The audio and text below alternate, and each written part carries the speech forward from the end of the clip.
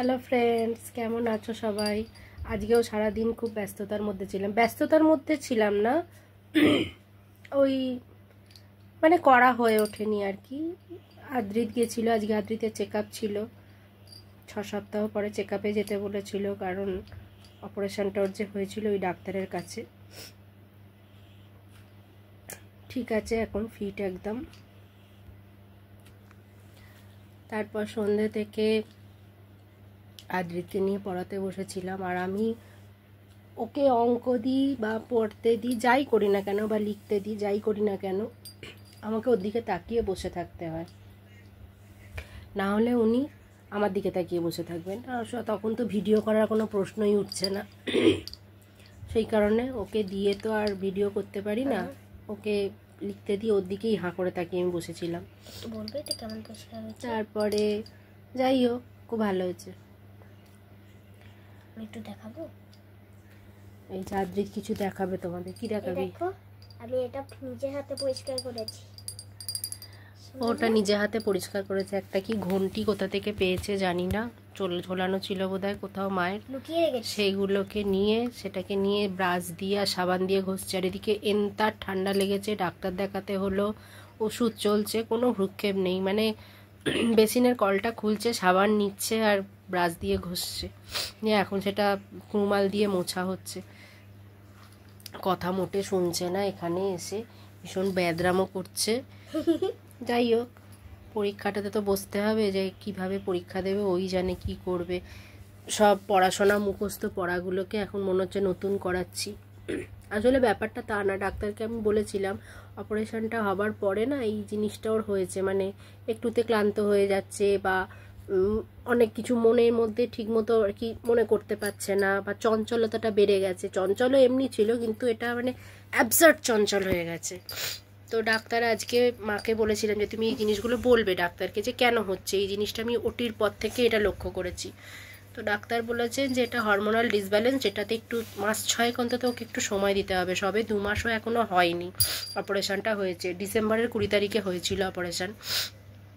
এমনি হয়তো শারীরিকভাবেও ফিট, কিন্তু যেহেতু ভেতরে অনেক প্রবলেম, মানে অনেক কিছু হচ্ছে, হরমোনাল ডিসব্যালেন্সড হচ্ছে, অনেক স্যালাইন টেনেছে, ওষুধপত্র, এসবের জন্য একটা মানে মেন্টাল একটা আসে। এটাতে বাচ্চারা একটুখানি চঞ্চলতা, এইসব জিনিসগুলো আর কি, যেগুলো ওর মধ্যে আর কি আমি দেখতে পাচ্ছি, সেগুলো একটু করে। যাই হোক, ওটা আস্তে আস্তে কেটে যাবে, ওটা কোনো ব্যাপার না। ওর বলে কালকেই তো বললাম যে ওর ক্লাস টিচারের সাথে আমার বলা আছে যে এরকম প্রবলেম। বলো ঠিক আছে, অসুবিধা নেই, আপনি যেটুকুও পড়তে পারছে সেটুকুই ওকে পড়ান, সেটুকুই বারবার রিভাইজ করান, যাতে তার মধ্যে থেকে যা প্রশ্ন আসে সেগুলো যেন ও পারে লিখতে। তো সেইটাই করাচ্ছি, কারণ নতুন করে এখন যদি আমি ওকে পড়াতে যাই সেটা তো হবে না। 6 মাসের খাবারটা, এই 12 মাসের খাবারটা তো আর আমি 6 মাসে বা 3 মাসে খাইয়ে দিতে পারবো না, সেটা সম্ভব নয়। 12 মাসের খাবারটা 12 মাসেই খেতে হয়। তো যেটুকুও রেডি করতে পেরেছি সেটুকুও করছে। তার মধ্যেই ওয়েদারটার জন্য ঠান্ডা লেগে গেছে, মানে এত বিচ্ছিরি ওয়েদারটা। এই দেখো পাখা চলছে, এই দেখো, মানে বিচ্ছিরি ওয়েদার, এত ফালতু ওয়েদার যে গরম লাগছে, পাখা চালিয়ে দিচ্ছি, আবার খানিকক্ষণ পরে একটু গাটা শিরশির করছে, পাখা বন্ধ করছি, যেই পাখাটা বন্ধ করছি আবার ঠান্ডা ঠান্ডা এই গরম লাগছে, ঘাম দিচ্ছে। দুপুরবেলা একটু শুয়েছি, পাখাটা বন্ধ করেই শুয়েছি, ঘেমে চান করে গেছি। মা এসে, কারণ আমার বাপের বাড়ি না খুব গরম, আমার বাপের বাড়ি মাথার ওপরেই ছাদ, তো ঘরটার ওপরেই ছাদ, প্রচণ্ড গরম। মা এসে আবার পাখাটা চালিয়ে দিয়েছে। এই ঠান্ডা গরম এই করতে করতে না ভীষণ ঠান্ডা লেগে গেছে, সর্দি কাশি। ওই কারণেই কালকে মাথাটা সারাদিন এরকম যন্ত্রণা হয়েছে ঠান্ডা লাগার থেকে। যাই হোক, এইভাবে চলছে, দেখা যাক কতদূর রেডি করতে পারি ওকে। যতটা পারবো চেষ্টা করব, তোমরাও একটুখানি আশীর্বাদ করো যাতে মোটামুটি একটা কোনো রকমের কি একটা রেজাল্ট করুক। কারণ আমি সত্যি কথা আজকে এবারে ওকে চাপ দিতে পারবো না, বা ওকে কিছু বলতেও পারবো না, কারণ বছরের প্রথমটাই আমার বাপি চলে গেল। তখন আমি একদম ওকে পড়াশোনা করাতে পারিনি, প্রায় 3টে মাস, মানে ভীষণ মেন্টাল ডিস্টার্বে ছিলাম আমি, একদম পড়াশোনা করাতে পারিনি। 3 মাস ওর ভালোভাবে হয়নি। প্লাস ওর নিজের অপারেশন হলো ডিসেম্বরে, তখনও বেশ কিছুদিন, মানে প্রায় 15-20 দিন, মানে শীতের ছুটিটাতেও ও পড়াশোনা ভালো করে করতে পারেনি, কারণ তখন শরীরটা খুবই খারাপ ছিল। ওকে ইমপ্রুভ করার জন্য রেস্ট দিতে হয়েছিল। তখন ডাক্তার মেন্টাল প্রেশার দিতে একদমই বারণ করেছিলেন, তখন রেস্ট দিতে হয়েছিল।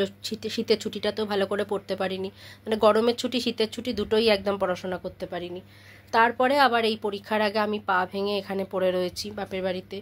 ওর মিস আসছে, কিন্তু রেগুলার বেসিকে যে আসা বা রেগুলার বেসিকে যে পড়াটা তৈরি করা সেটা তো হচ্ছে না। যাই হোক, যতটা করতে পারছে করুক। তোমরাও বড়রা সবাই আশীর্বাদ করো যেন মোটামুটিভাবে পরীক্ষায় যেগুলো আসবে, যেগুলোর পড়া সেগুলো যেন পারে লিখতে। চলো আর কি, এবার খাবো, 11টা বেজে গেছে। কালকে আদ্রিতের স্কুল আছে, পিটি এক্সাম আছে। আবার কালকে নতুন একটা ভিডিওতে তোমাদের সাথে অনেক গল্প করব। ততক্ষণের জন্য টাটা।